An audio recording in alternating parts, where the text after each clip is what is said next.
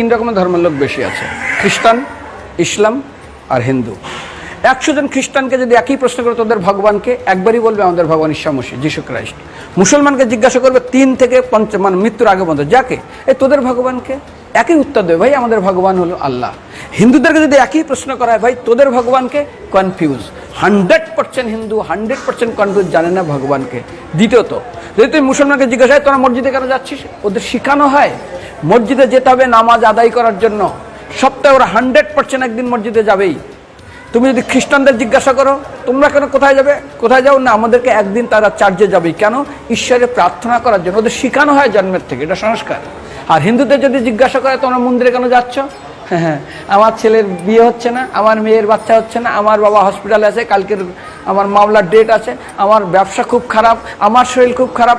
99.99 হিন্দু জানে না মন্দিরে কেন আসা উচিত, তাদের ভগবানকে মৃত্যুর পরে কোথায় যাবে। মুসলমানকে জিজ্ঞাসা করবে মৃত্যুর পর কোথায় যাবে, বলবে ভাই নামাজ রোজা যদি না করি দোজকে যাব, অর্থাৎ নরকে যাব।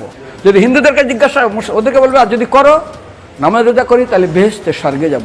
যদি খ্রিস্টানদেরকে জিজ্ঞাসা করো, এই তোমরা যদি আমরা ঈশ্বর আরাধনা করি হেল অর্থাৎ নরকে যাব। যদি বলা হয় যদি করো ঈশ্বর আরাধনা তাহলে তোমরা হেভেন স্বর্গে যাব। আর হিন্দুদেরকে বলে যে তোমরা মরার পরেই 99% হিন্দু এটাই বলে, মিথ্যাই বলে, আমার বাবার সাজ্ঞানে স্বর্গে গিয়ে বসেছে। তোর বাবা কি জমি কেনা আছে নাকি স্বর্গে?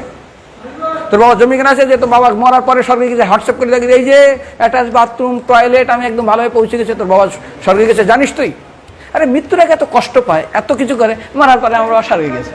আরে যখন পুলিশে কোনো কয়েদি কোনো অপরাধীকে ধরে 2-4টা ডান্ডা মারে, তারপর থানায় গিয়ে আরো ট্রিটমেন্ট করে, তারপরে কোর্টে বিচারে, তারপর জেল খাটে, মৃত্যুর আগে এত কষ্ট করে আমরা মারা যাই, মারা পরে আমার বাবা স্বর্গে গিয়ে বসে আছে, ওর বাবার জন্য জমি কেনা আছে। না, এরকম বলা যাবে না। এই জন্য আমাদের শাস্ত্র বলে পরলোকগত, স্বর্গীয় বলে না।